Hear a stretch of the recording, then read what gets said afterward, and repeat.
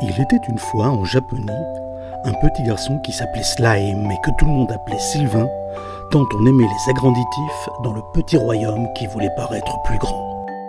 La Japonie, c'était un petit territoire qui vouait une telle passion pour le Japon que ses habitants ne vivaient que par le prisme du pays du soleil levant. Tout le monde mangeait des sashimi le vendredi et des onigiri à la Magic Potion le samedi. Bien sûr, Sylvain n'échappait pas à la règle. Comme il se doit, quand il lança sa chaîne YouTube, elle eut pour thème le Japon. Sa particularité est qu'il avait décidé de le faire avec Papa Japon qu'il aimait tant.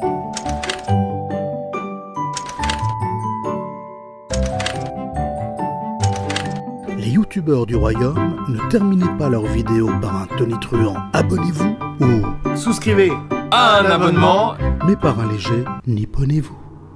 Un jour, Sylvain dut se trouver, comme tous les jeunes habitants du royaume, une activité physique. Bah si, quand il faut, hein. Après plusieurs tests infructueux, c'est tout naturellement qu'il se tourna vers le karaté.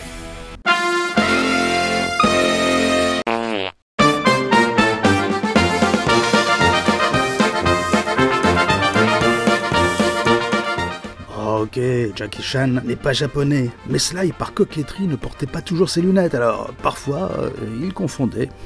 Quand on le voyait comme ça, lui sans ses lunettes, c'est flou, non? Tout cela lui procura une sexualité... comment dire?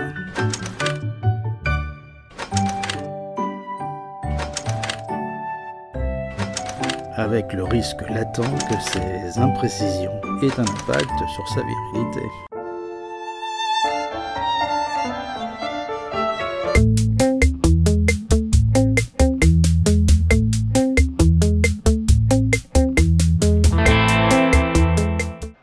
S'il avait choisi un sport de combat, c'est justement parce que ses petits camarades se moquaient de ses 4 yeux. Il en avait marre d'être la victime.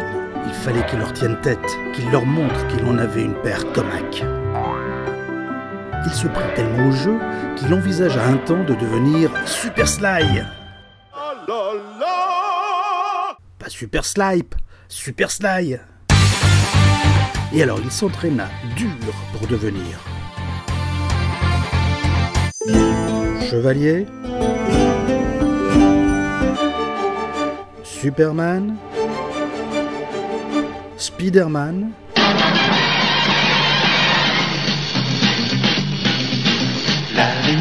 l'araignée. Pour combattre le lézard, toujours commencé petit. Puis ninja, parce qu'en Japonie, comme vous pouvez l'imaginer, on préfère les mangas aux comics. Il testa quelques costumes avant d'envisager de prendre la place d'Harry Potter. Mais comme il ne portait plus ses lunettes, son espoir s'évada kedavra. Pourtant, il avait préparé le rôle en apprenant quelques tours de magie pas piqués des hannetons. Et hop, tout petit. Et hop, encore plus petit. Et hop, 2 Sly pour le prix d'un. Il l'adorait tant qu'il garda la baguette, et tel un chef d'orchestre, il trouva le moyen d'exprimer sa sensibilité au moyen de son instrument. Au grand émoi de la jante féminine qui adorait sa dextérité, son savoir-faire et le don de son corps. Maestro?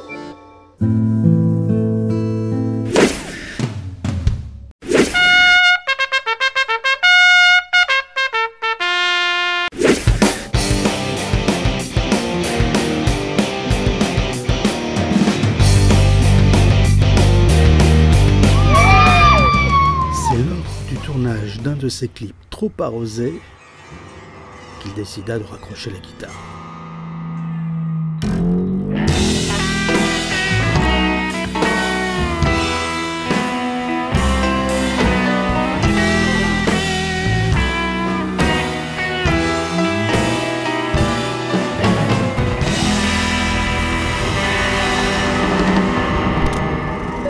Une passion chassa l'autre. Un jour, oui, un jour, la caméra fut sienne.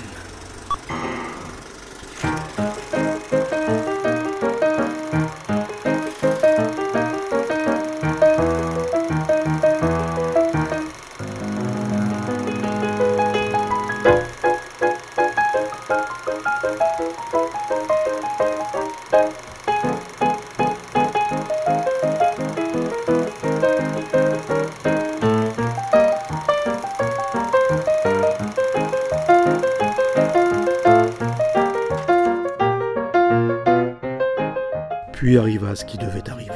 Un jour, il alla trop loin.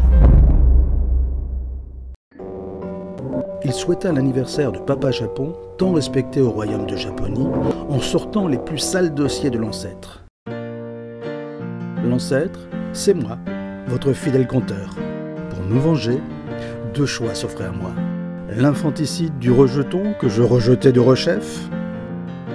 Cette chanson, je la dédie à mon père, Papa Japon. Œil pour œil, dentier pour dent, il me fallait une vengeance en proportion pour ne pas risquer de montrer mon courroux. Dans le royaume de Japonie, on ne montre pas toujours ce que l'on pense au risque de blesser l'autre. Voilà pourquoi la vidéo anniversaire avait fait tant de bruit. C'était de l'inédit dans le petit pays. Aujourd'hui, nous sommes le 5 juin. Sylvain fête son anniversaire. Et si vous croyez que tout ce que vous avez vu jusqu'à présent était dossier, c'est sans compter sur le sale que je vais maintenant balancer. C'est parti! Papa.